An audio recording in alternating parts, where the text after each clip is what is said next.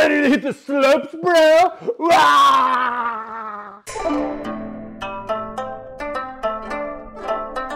Woo! Welcome to another video from Cardboard East. My name is Jay. I play board games from Asia and share what I find with all of you. Today we're going to look back at an older game from Japan, Snow Plenner. I'm going to tell you how to play the game, give a brief look at what the components look like, and share my thoughts. But before we do all that, if you like what you see here and you want to see more Cardboard East, please like and subscribe, and it definitely helps the channel grow. If you want to help the channel grow even more, please consider joining our Patreon. I also need to mention that this copy of Snow Plenner was provided to me by the publisher for their upcoming Kickstarter campaign about Snow Plenner and the upcoming expansion. Let's get to the show! Welcome to Snow Plenner. Now, here is an individual player board, and I'm going to go ahead and break this down for you. I'm not going to teach you everything about the game, just give you a general overview. I'm going to walk you through an entire round of the game, and hopefully that will give you a better idea of what happens in Snow Plenner. But first, I'm going to give you a quick breakdown of the player board. Here is your social media. This is your hotel with the different windows, and there are 3 different colored windows here. You have orange, blue, and green. More on that later. These are guest cards and your 3 guest rooms. Here are your workers. This is a dice placement game, but unlike any other dice placement game, you never roll these dice. Never. And here's some extra charts here, and we'll get into those in just a little bit. Every player also gets a unique player power. So right now I'm playing as the influencer. This is her left ability, which she begins with. And then if you build windows in these 5 areas here, you can see that I'm almost there. Then I'll activate this ability here. These abilities are always very, very, very strong. I always tell people when I teach the games, like, yes, this ability is as broken as you think it is. You also have a hand of cards here. And I'll go ahead and break down these cards in just a little bit. But first, let's talk about this area right here. Now, I do apologize that this is sideways, but that's how the game is, and that's mostly because Japanese looks very beautiful when written vertically. English, well, not so much. So first you can see here is the announcement phase. What happens in the announcement phase? Well, let's cut to another part. You can have this little deck sim here off to the side, and you can see that each card represents one of the 8 rounds. Greens are low season, you have high season, and then the last round you have fiscal year end. One thing you're going to do is on the announcement phase, you're going to take this top card, flip it over, and then that is something that's not going to happen yet. You're just announcing it. Now these low seasons are all give you more resources. These, the high seasons, tend to be more penalties, so you have to this is something negative and you have to prepare for. And just like the fiscal year end is also something negative that you have to plan for. But this is just the announcement phase. And in an announcement phase, you flip over a card and then you see what happens. Nothing happens yet. You just look at it and be, oh, yes, that happens. Later. That is the announcement phase. And now we go to the meat of the game, which is the main phase. And in order to go to the main phase, well, we got to go to the main board. Welcome to the main board. Now there's a lot of stuff going on here, and on the main phase you're going to take one of your workers, which is this die here, and you're going to place it in any of these locations. So I'm going to go around the board and talk to you about all these locations and what they do. Here we have snow. So you place your die here, and then whatever the value is, you're going to get that much snow. Notice on 4, if you go here, you get a blue door. And then you'll just take this blue door and add it to your hotel anywhere you want. Naturally, when you add it here, you'll get one of these things. So if you cover it up, you get that. Every time you see these mountains, you get victory points. Here you get a resource, which is a ticket, which looks like a ticket. And then here you see this red symbol here going up, and that means you get to draw a card. So let's say I place it here. And then I draw another Snow Plenner event card and add it to my hand. Now here you see if I had placed a 6, and let's say this is a 6 here for sake, so then I'll get 5 snow, and snow again is a resource in the game. Then you'll see this card here with a blue arrow going down. That means I take a card from my hand and I get to play it into my tableau. Now you also see this -1 and -2. That means the next die that goes there, let's say this 5 goes here, it's a -1. Well, that means that this, even though it's a face value of 5, it's a -1. Therefore, this is a value of 4. Now, there are ways to boost that back up. Like, for example, use snow, and snow gives you a +2. So now this is a 5, -1, it's a 4. You use the snow adds 2, but it's still a 5 because you can never increase this higher than the face value of the die. And that's a very important rule that a lot of people forget in this game. Next, we have croissants. Yay, croissants. You play your die here, and then you get croissants. The higher the die value, the more croissants you get. And again, you have the negative values here, meaning that you have put it here, that gets a value, negative value 1, -2, and that's just temporarily. And again, yes, you can go here. Maybe that's a 5, becomes a 4. Maybe you add another snowflake here, and that means it's +2. So 4 + 2 is 6, but it maxes out at 5, and therefore you could take the 5 action, which gives 4 croissants. Yay! Social media. Now you take your die here, go it here, and then you get that many likes. If you place a 6 here, you get 6 likes and 2 victory points while you add it. What do likes look like? Well, let's go back to our player board. And you can see here that here's the like here to remind you, this is the social media board. And then you just, whatever likes you get, you just move your counter up. And for each one that you land on or pass, you also get that. So this gives you a croissant, this gives you a green door, snow, and that gives you a ticket here. Now, green doors, this is the only way to get green doors in the game. And you take a green door and then you just add it to your hotel. Here is a much fought after location. This is the part-time worker. So you'll just simply take your worker, such as, let's say I have a 1 here. I'll put that here, and then I get the part-time worker. And also, in addition to getting the part-time worker, I also draw a card. I'll explain what this means, well, in just a little bit. But if you remember, your workers came from the worker room, and then you just take your part-time worker and place it there. Now, this is a worker room. Here are all the phases in the route, and here is a list of all your free actions. So here you see at any point on your turn, you could do any of these actions here. You had croissants earlier. You have 3 croissants. You get an orange window. Yay! Now, tickets are also very important, and this is not placed, meaning that before you place a worker, you could spend tickets. And this is very important because you'll be doing this quite a bit in the game. Let's say I take this worker here. Here's a value of 2, and that's N. So that means if I spend 2 tickets, then I get to change this 2 to a 3. That means he'll take more powerful actions. This black die is for the black die part-time worker. So he has a face value of 4. If I want to increase him to a 5, well, that's N -1. So 4 - 1 is 3. I spend 3 tickets, and then this one becomes a 5. And then going down here, remember when I talked about how snow increases your die value temporarily? Well, you see the snow increases it by 2, and a ticket increases it by 1. And once again, if you place your die here, you get the part-time worker temporarily. And then if you increase the value of the part-time worker from 3, 4, 5, or 6, then you get 1, 2, or 3 points immediately. Now, as we mentioned, tickets are very, very important in this game because that's how you increase the value of your dice or your workers. And then you simply place a worker here, and then you'll get that many tickets. Notice here for 6 that if you place a 6 here, you get 5 tickets, and you get to play a card. More on playing cards in just a little bit. Here, you place your worker here, well then you get to play cards. 1 card, 1 ticket, and a card, and then you get to play 2 cards, which is incredibly powerful. So now, let's talk about playing cards. Here are the event cards, and for the most part, all these cards are one and done, for the most part. Now, there is a price to pay, and you can see here that there are 2 prices. This means you just have to have it. So if you have a blue door, you can play this card. This is a price that you must pay.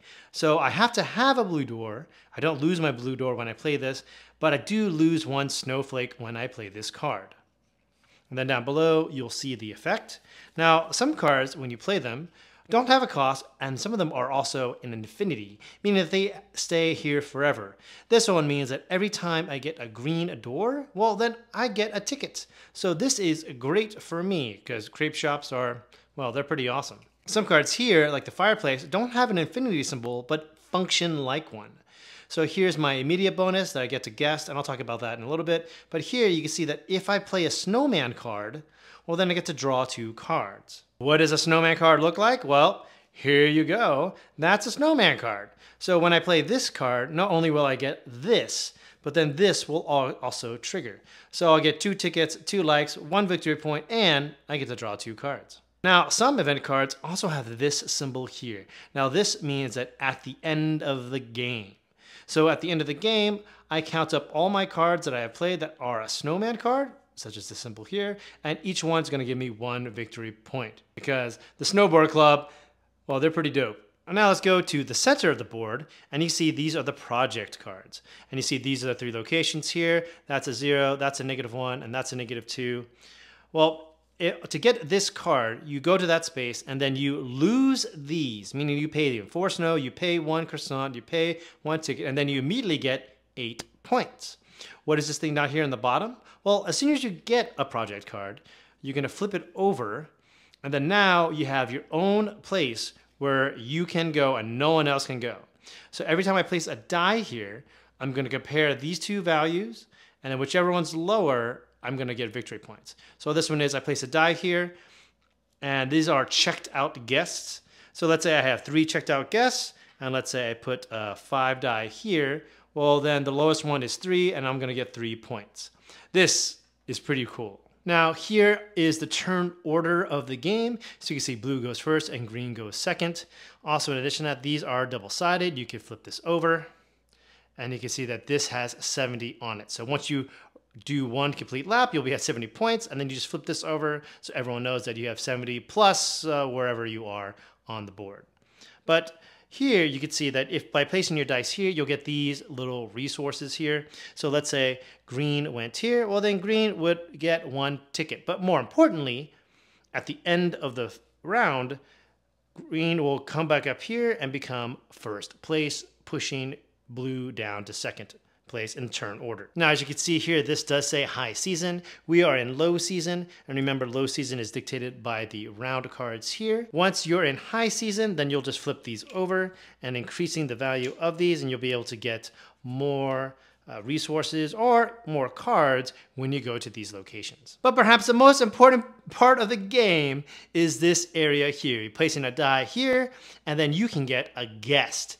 And it's incredibly important. And if you notice here, you can see this value says 1, 2, 1 to 4, and 1 to 6. I'll explain what that means in just a little bit.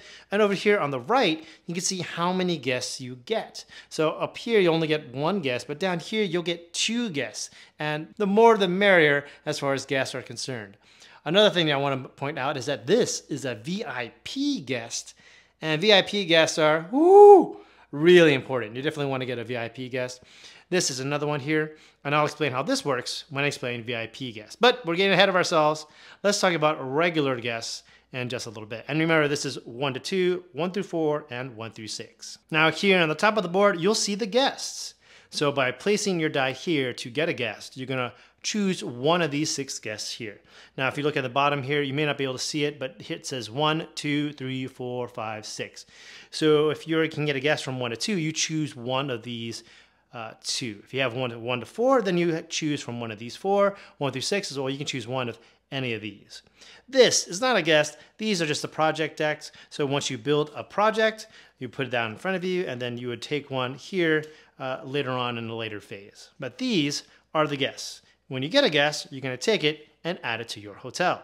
Back to our player board, you're going to take your newly acquired guest and add them to this room. Here you can see day 1, day 2, day 3. You're going to take your card and you're going to put them under day 1 just like that. We'll explain what day 2, day 3 and do later on in just a little bit. Let's talk about guest cards really quick. This is a regular guest, and you can see on day 1, day 2, day 3, they're going to give you different things. And this is a VIP guest. And you can see that they have a lot of things going for them, but most importantly, they're going to give you 6 points again, again, and again. So they're really, really nice. But what's really important is zooming into this part here. X equals 7. Now keep in mind that the windows here, you have 2 along the top and 2 along the bottom. But this part right here is the most important. It says X equals 7. And let's go back to the main board and I can explain what that means. So here you see this nice place here, and that says minus X. So let's say I take my die 5 and I put it here. Well, that's 5 minus X. And well, that was minus 7, right? So X equals 7, so that's minus 7. So now I'm at -2. Well, I can use tickets and snow to increase the value back up. So let's say I do this. Now I'm at a -1. And let's say I do this, and now I'm at a +1. So this is +2. And now because I'm positive, I can get that VIP. Or can I? Remember this little part here? Well, you notice that you have to fill in these rooms in your hotel. And as you can see, I don't have this room filled, so I can't get this VIP. Even though I have enough resources to acquire him, I need to fulfill this requirement first, and I don't. Also, the other requirement is you need to have an empty room, and I don't have an empty room, so I can't get this VIP card. And that was the main phase. So we had the announcement phase, we had the main phase, and the resolution phase. The resolution phase just means you go back to the card you flipped over, and then you resolve it. So here is a like, and everyone gets a like. Yay, that's great. Next is the payment phase, and that's probably the most important part, and it's a little bit confusing. You don't pay anything. People pay you. So let's take a look at this guest here. You can see that she is on day 1, and then on day 1, she will give you 1 snowflake and 1 victory point. Great. And then you're gonna look over here, the next guest. Oh, they're on day 2, and on day 2, they're gonna give you 2 victory points. Yay. And then over here, this guest, they're on day 1, and they're gonna allow you to draw a card and get a victory point. Awesome. You're done. Now that you're done with the payment phase, you're gonna go to the bonus phase, and we're gonna go slide our player boards over here, and this is everything you need to know for the bonus phase. First, we're gonna look at this. This is if you have all 9 rooms filled, you get 3 points right away. And as you can see, I don't have all 9 rooms filled, so I don't get 3 points. But you notice here that if you have 2 blue windows, you get this bonus. If you have 3 orange windows, you get this bonus. And you're gonna see that if you follow one window strategy, you're gonna get more and more and more. So if you have like 6 green windows, well then you're getting a whopping 7 points every bonus phase. So we've moved on right along, we're at the bonus phase, and now we go to the checkout phase. Checkout phase is quite simple. You're gonna slide your board right up here and you're gonna look at your guests. Now let's take a look at this one. This guest here is going from day 1 to day 2. And you can see this little price tag here, they don't have a price. So they move on up to day 2. Yay. Let's look over here. They're on day 2, and you're gonna go to day 3. Well, do I have 2 orange windows? Yes, I have 2 orange windows. Therefore, they're gonna go from day 2 to day 3, and I just simply slide that up. This one here is on day 1, and the day 1 to day 2, and then they don't have a price here, so this slides up as well. If on the next round, let's say day 3 happens, and they're gonna go ahead and check out. When they check out, you're simply gonna take the card, flip it over, and then put it here on the checkout part here. And you notice this has a little iconography of a door, symbolizing how many cards or how many guests have checked out. I should also mention that on the payment phase, when your guests pay you, if you don't have any guests, you will lose 3 points. So make sure you're always having guests.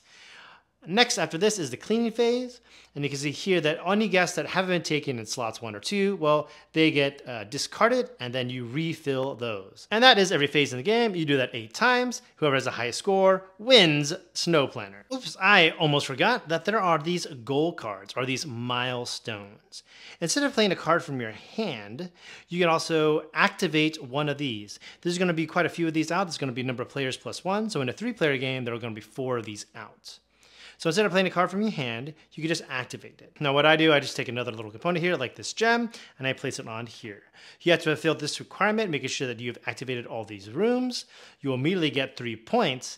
And then this symbol means at the end of the game, whoever has the highest value of all their dice, well, that first place is going to get 4 points, and the second place among all players is going to get 2 points. Now I also want to mention that regardless of the player count, you can only ever activate 3 goal cards total.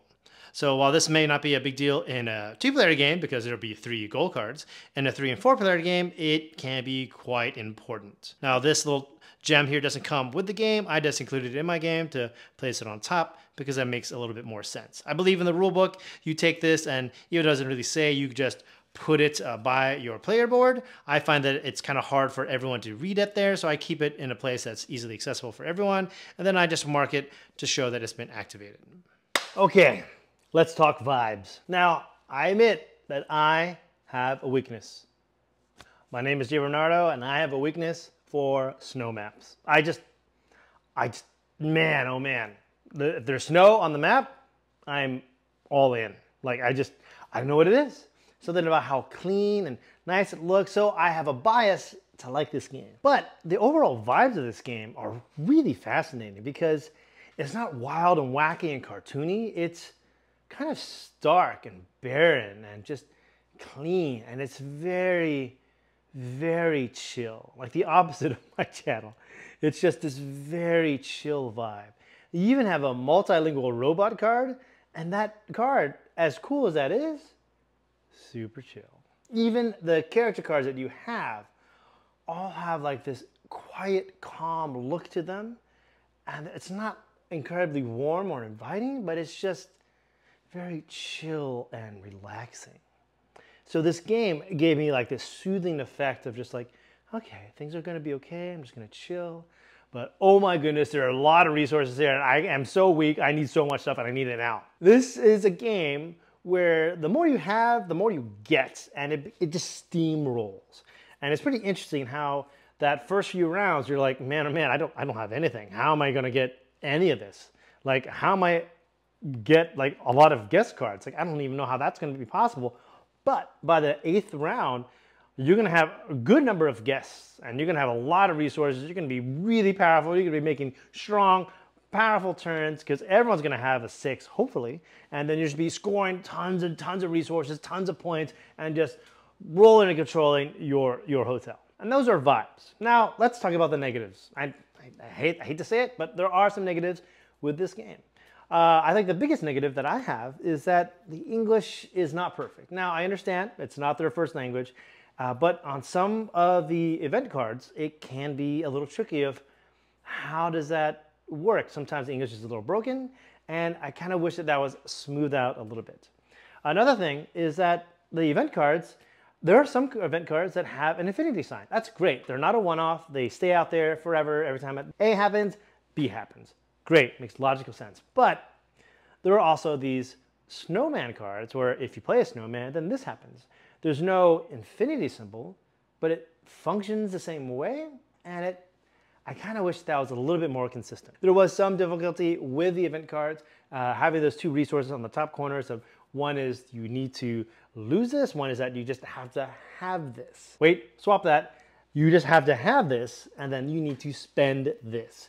And that was a little bit confusing, and I kind of wish that there was some sort of iconography there to help people understand that and to make it a little bit more streamlined. The other thing was like the player boards. Now, I understand that in Japanese can be written vertically, and it looks very beautiful written vertically. But English written vertically can be weird sometimes, and having the names of like the phases being tilted the other way is kind of difficult. And I kind of wish that was a little bit more streamlined or just redone completely to be vertical for the English release. I also think that they could have done where the resolution phase on C had like some sort of icon that looked like the card. So that way, like, oh yeah, that's right. The card happens here. It gets revealed, we do our actions, and then we resolve that. I think having icons for that would have been really fun and very, very helpful. The payout is always confusing because when people hear payment, they're thinking, oh, I need to lose resources, but it's the guest giving you stuff. And that was a little bit of a hurdle sometimes, and sometimes people forget that and you always had to remind them. And then there was this bonus, and then there was checkout. And I kind of wish that maybe bonus happened before you involved any of the guests, like bonus, and the guests give you stuff and then they move. And I think that would have been a little bit more intuitive. And I'm not entirely sure why it was sequenced in that order, but I think another order might have been better. And then for the checkout phase, I kind of wish that the checkout phase had that icon of that price tag, showing that like, oh yeah, this is where you pay that, and then they leave. And I just think that having that universal look on the cards might have made the game feel a little smoother. Also, there were the milestone goal cards and how there are players plus 1 amount out there. So if you have 3 players, there are 4 cards out there, but at the same time, like you can only score 3, and it's very easy to forget the score 3. And it's really weird that you activate this milestone, this goal card, but there's no way to show that. Like you have to be able to play a card, but instead of playing the card from your hand, you play the gold card that's there. And there's no way to show that. I mean, do you take the card and put it in front of you, but then other people can't see the card? That seems kind of weird. So I ended up using tokens to just place on the card so that way everyone knows that that has been used. And so I kind of wish that there were tokens or some way to signify that these gold cards were used and that everyone can see those cards. So that's another little wrinkle that I kind of wish was smoothed out a little bit by iconography or just clever table present. The last negative that I have to say is probably the negative that some people have an issue with, and they felt that the theme didn't integrate with the gameplay mechanics. And I found that to be a weird argument because this game is thematic and like everything looks like a ski lodge. And they're like, well, this doesn't make intuitive sense. Why do croissants become an orange window? Why does snow a resource and then it becomes a blue window? Like I don't understand these things, Jay. And I'm like, and I think to myself, like, does a theme really need to be implemented well into the game? Now, ideally, it does happen that way, and everything makes intuitive sense, and it's just a little bit easier for everyone to get into the game. Great, huzzah! But is it necessary? Because when I think about these great games, like Trois or Grand Austria Hotel, I mean, like, these games are obviously have a certain theme, but like, do I really feel like I'm doing what I'm doing? And there are a lot of games that have done a lot more wild things and gotten away with it, but other people seem to have a problem with Snow Plenner being like, well, this is just no thing, and I'm very confused by that. So I think some things don't make intuitive sense, but it does make sense to me at least. Like, oh, you have a lot of bread, that means you have enough to have a restaurant and that people who like food want to come to your restaurant. Oh, you have a lot of snow, that means you have a lot of slopes, that means people who want to ski go to your hotel. Like that makes sense to me. There was a multilingual robot card that made the part-time worker more valuable. It's like, oh, maybe this is a hotel in Japan and then like the guests are from out of country and then there's a multilingual robot that speaks that guest language, so that way the part-time worker or the intern could be even better. I'm like, that kind of makes intuitive sense to me. But be that as it may, like I know that that was an issue for some people, but I don't think it should be a deal breaker because there are so many great games out there where the theme and the gameplay don't overlap perfectly and people don't have a problem with it. So I'm really curious why it's a problem for this one. Be that as it may, I came out with some negatives there, but this game slaps. It's really good. I like this game a lot. I recently did a video series of the top 100 board games from Japan, and this game would be on my new list. If I had to do that list all over again, it will be on that list and it's going to be pretty high up there. This is a really, really good game and it's really solid. I played this at 1, 2, 3, and 4, and I've liked it at all player counts. And I think it flows really well. All the character cards, I've not yet played a character card that I regretted choosing. All the character cards lean into a certain direction and they all have a very OP power. And you think to yourself, like, is this kind of broken? And I'd always tell people, it's like, that power is as broken as you think it is. Almost as broken as you think it is. And to the credit of the rulebook does a great job of answering those questions because I looked at all these characters. Almost every single character I've gotten, I've looked at and be like, does it mean this? Does it mean this? I look at the rulebook, super clear. I perfectly understand how to use that character and how to break the game with that character. And it's, man, oh man, it's fun. But the characters are just, just a little bit of the game. I really enjoyed the guest mechanic, and I think that I always stress people when I teach this game that you need guests. Get guests in your hotel as soon as possible, and when you get a guest, make sure you get a guest that will stay in your hotel as long as possible, because that's a key part of the game, and you really, really need that, especially early on. The sooner you do it, the better off you'll be. And it's really interesting to see that guest like move up, and they're giving you stuff, and then you have to pay them stuff to get them to stay, or you have to have certain things to get them to stay, and it's really cool. That mechanic is really fascinating. The gold cards, having them be like this little milestone is pretty fascinating. I really like that aspect of the game. It kind of gives you like, hey, I'm pushing forward on this, and then, hey, I'm gonna do that. The VIP cards are, it's rough, man. Like there are VIP cards, one per more than the player count. And if you happen to get 2 VPs in your hotel, man, you're going to be raking up points left and right, and all the other players are going to be feeling that hurt and pain. So getting 2 VIPs or 3, if you somehow are able to do that, it's incredibly powerful. And I kind of wish that you had more VPs for everyone to choose from. I understand that you don't want to have it be too heavy, but man, oh man, getting more VPs than anyone else is just, having this VIP guest is super, super powerful. The project cards are quite fascinating. You'll get to a point where you have lots of resources and you know what to do, and then you'll realize oh yeah, the project cards are there, and then you spend all those resources, you get the project card, you get a little boost of points, quite a bit. I mean, usually 7 or 8 points, which is quite a lot.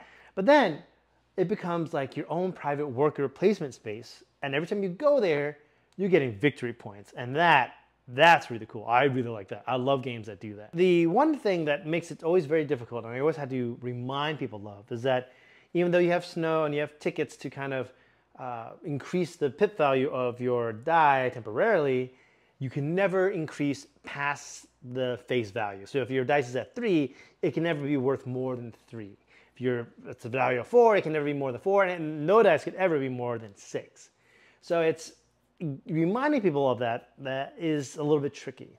And but other than that, it should be pretty fine. The gameplay is pretty smooth, and there's a lot of great iconography on the player board that reminds you of things, and it's very, very clear. And I'm really, really impressed with this game. Now, this follows a lot of other strategy role-playing games where you don't have any resources when you begin, and you're kind of scraping by, but eventually you snowball and you snowball and you snowball. Hey, that's thematic.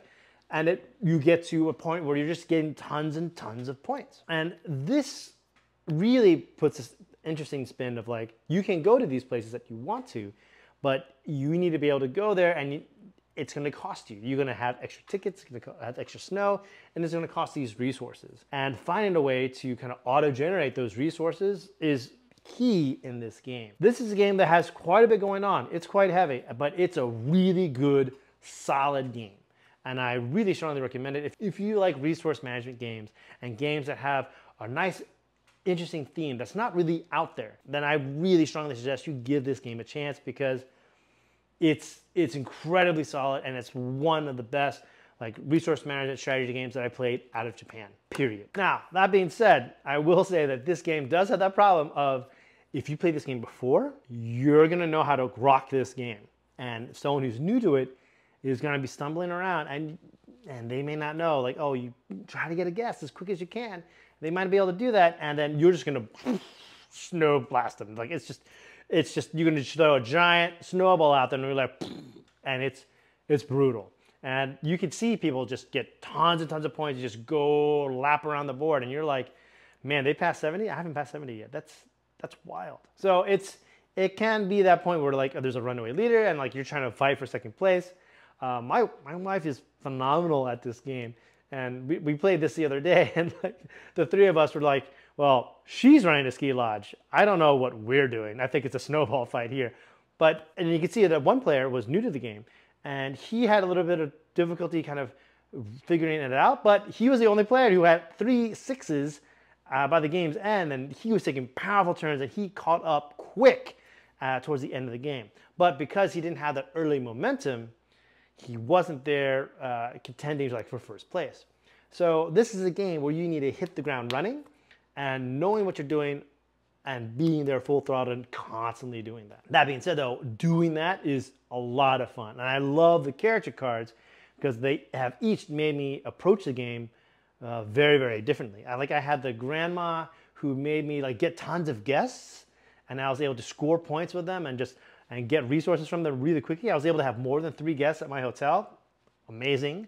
I had the influencer who just had, surprise, surprise, just lots of likes, and just and you're able to get tons of points that way. So there are a lot of different ways to play this game, and I find that rewarding and revisiting more and more. And not to mention the solo game. If you're into solo gaming, it's hard. It'll slap you across the face, and it's pretty brutal. And the best part is, you're gonna say thank you. Now, this is just the first video where I talked about the base game. I will have another video where I'll talk about the expansion and what that expansion adds to the base game and how it changes that play. I am very excited about the expansion because I really, really love the base game as it is now.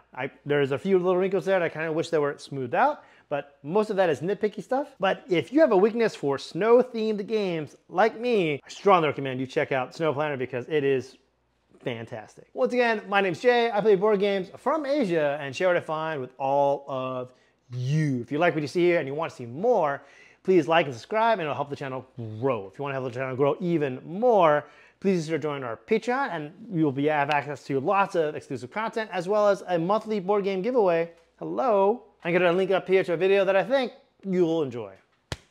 I'll see you there.